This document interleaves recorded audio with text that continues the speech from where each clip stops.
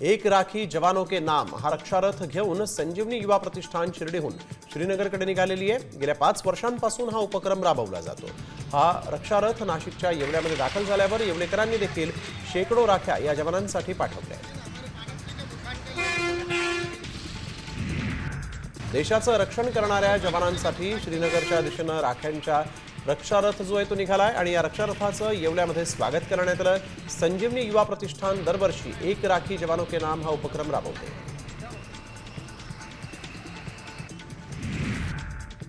कोल्हापूर जिल्ह्यातील तलाठ्यांनी विविध मागण्यांसाठी 1 ऑगस्ट पासून ऑनलाईन कामकाज बंद केलेलं आहे। जिल्ह्यातील ग्राम महसूल अधिकारी, मंडळ अधिकारी यांनी ऑनलाईन कामकाजावर बहिष्कार टाकला आणि यामुळे शेतकऱ्यांच्या अडचणीत मात्र वाढ होतीये। धुळ्यात मौलवीगंज भागामध्ये पालिका शाळेच्या परिसरातील अतिक्रमणावर कारवाई केलेली आहे। या अतिक्रमणामुळे विद्यार्थ्यांच्या मार्गामध्ये मोठा अडथळा निर्माण होत होता आणि याबाबत शाळेने तक्रार दाखल केली होती। मात्र अतिक्रमणधारकांनी सूचना देऊनही ती न हटवल्यामुळे कारवाईचा बडगा उगारण्यात आला आहे।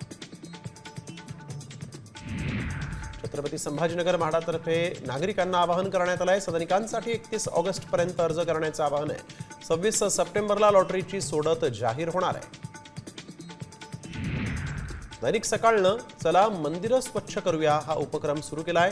या उपक्रमाचा दुसरा टप्पा नांदेडच्या गोदावरी काठावरील उर्वशी महादेव मंदिर आणि घाट परिसरामध्ये उत्साहात पार पडला। यावेळेस विश्व हिंदू परिषद, लायन्स क्लब, तृतीयपंथी समाजाचे कार्यकर्ते आणि नांदेड महापालिकेचे सफाई कर्मचारी एकत्र आले होते। जालन्यातील मंठा चौफुलीमध्ये 30 वर्षांपूर्वीचे लिंबाचं झाड अज्ञातानं तोडून टाकलं।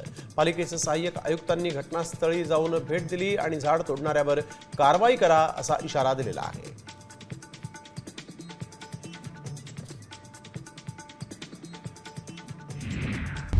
आता isakal.com आहे देशातील नंबर 1 ची मराठी न्यूज वेबसाईट। प्रत्येक अपडेटसाठी isakal.com ला नक्की भेट द्या।